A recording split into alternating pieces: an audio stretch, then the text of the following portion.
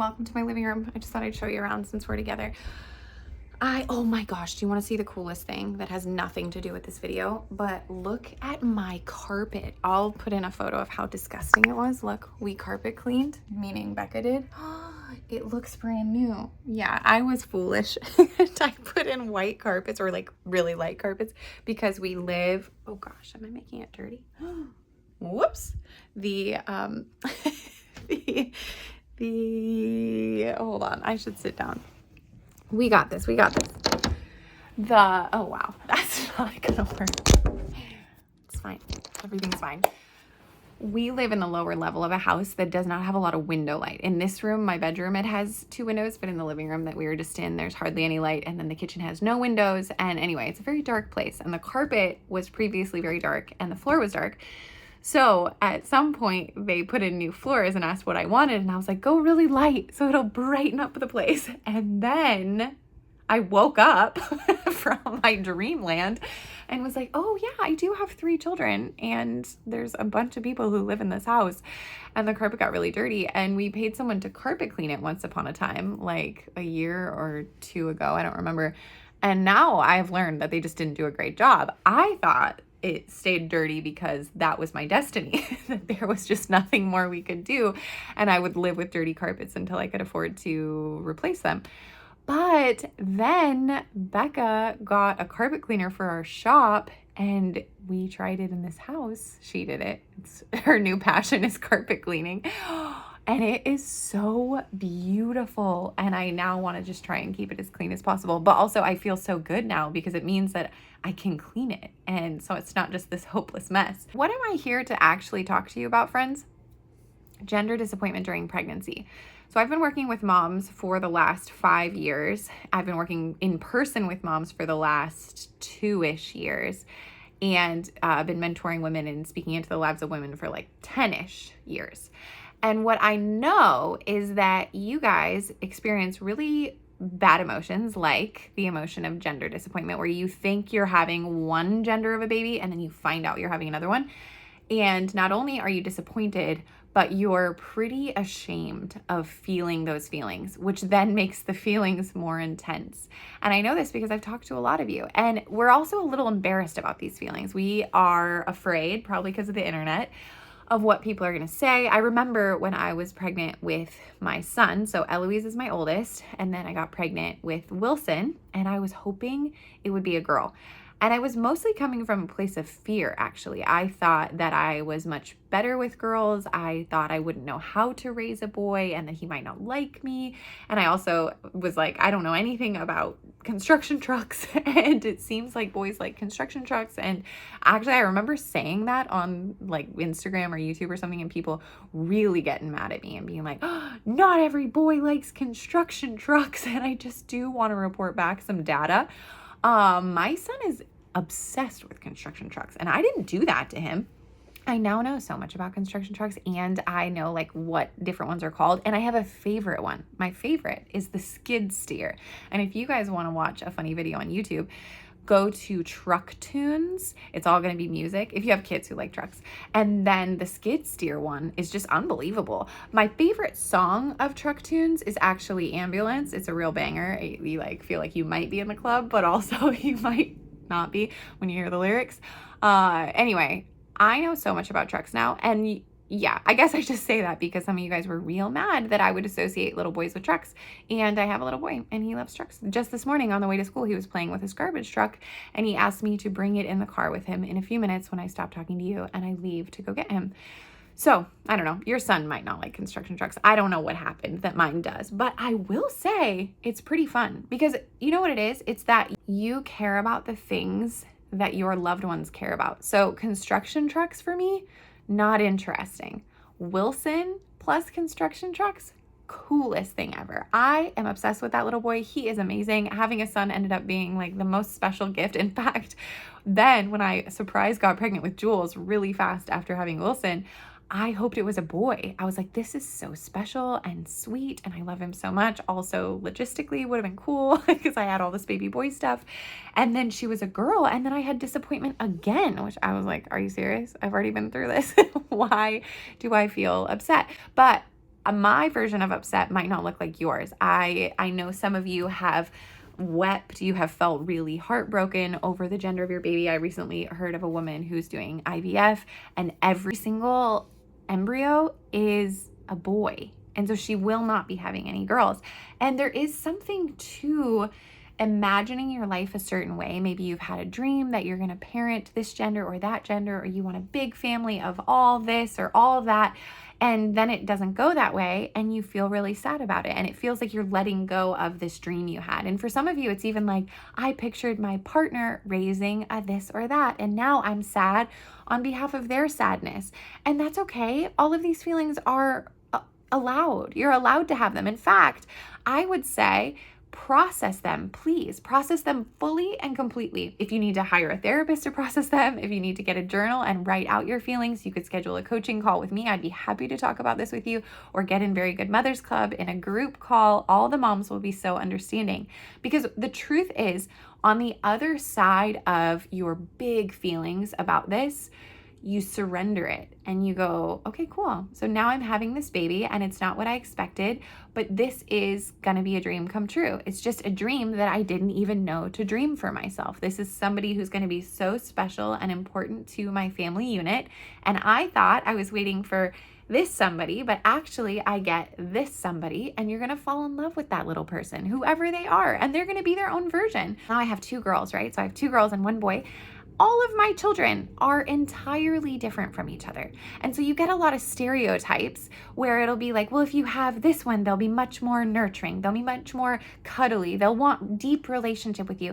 And then you kind of scare yourself. So some women I've talked to recently are like, well, I really wanted a blank, fill in the blank. It goes to both, boy or girl, because they will love me more. They will want relationship with me down the road. Or I really wanted this because I'm afraid this one won't like me, or I won't know how to connect, or I'm kind of messed up inside as a woman and I don't want to mess up my little girl or little guy.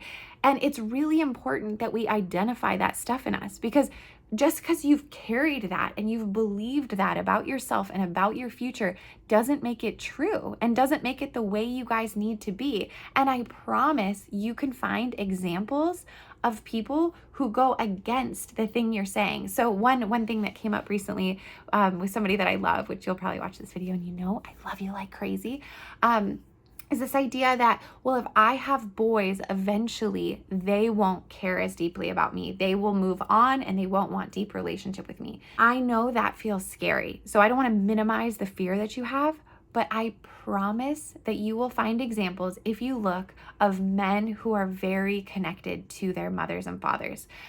Probably that kind of fear that we have has to do with things we've seen in our own lives. It could be affected with our own relationships with our parents, or our partners' relationships with their parents. It could be siblings and the way we've seen them act. All kinds of stuff is informing why we feel really disappointed about the gender of baby we're having. But I want us to feel the feelings and then surrender. Can we do that, where we get to the point where we go, okay, good. So I cried my cries. I talked this through. I got it out. I didn't hold it in and pretend. Maybe you do a little bit of pretending with certain people. I don't think you need to tell everyone in your life how disappointed you are. You can, if that's your personality style. But I think it would probably be most helpful if you would pick some wise, loving, trusted people that you could go to and be like, I'm freaking out inside. Could you reassure me? Or even find your friends or meet women who are parents who, it's funny because I don't know who's watching my videos, so I just keep broadening it. Like, find friends and women, parents, families, humans who have kids that are the gender that you're going to be having. You could even go on Instagram and find adorable families that have the same genders of kids as you, and go be inspired by people. And also, if you're following anybody who is not inspiring you and actually they're making you feel more scared, then let's unfollow them, because that's not helpful. We don't need that. And just because we're watching somebody else's life go a certain way doesn't mean our life has to go that way.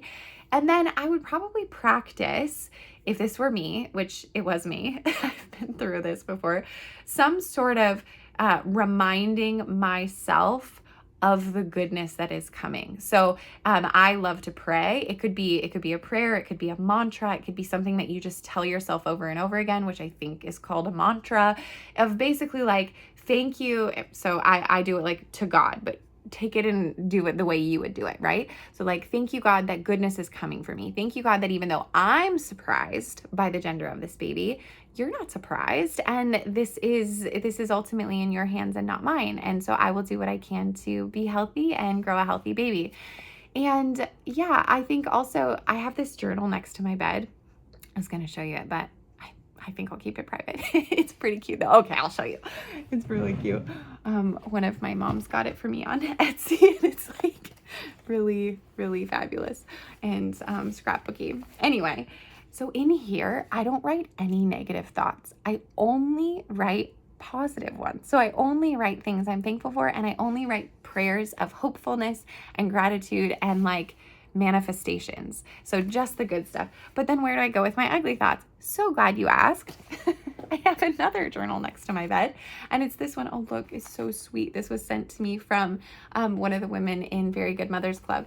And this journal gets all my thoughts. So it's not just a place for ugly thoughts, but it's a place for like raw thoughts. So in here, I would be like, okay, I'm super freaked out about having a boy because I'm afraid he's not going to like me and he's going to think I'm too much. And eventually he's going to move on and not want me. So, okay, that would go in here. But then in here, it would be like, oh my gosh, thank you so much that I'm having a son and we're going to be deeply connected and we're going to laugh our heads off and we're going to cuddle like crazy. And for our entire life together, we are going to care deeply about each other and enjoy being together in whatever way that looks.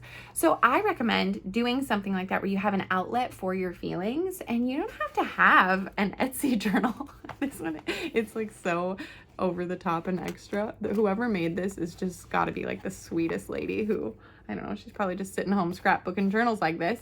Anyway, yeah. Okay, so let me walk through that. Feel all the feelings, like go hard, cry like crazy. Just do like make your makeup off your face. That's how much you cry about the gender disappointment. It's fine. It's all welcome. You're safe. You're not a terrible person. Your baby can handle it. Your body can handle it.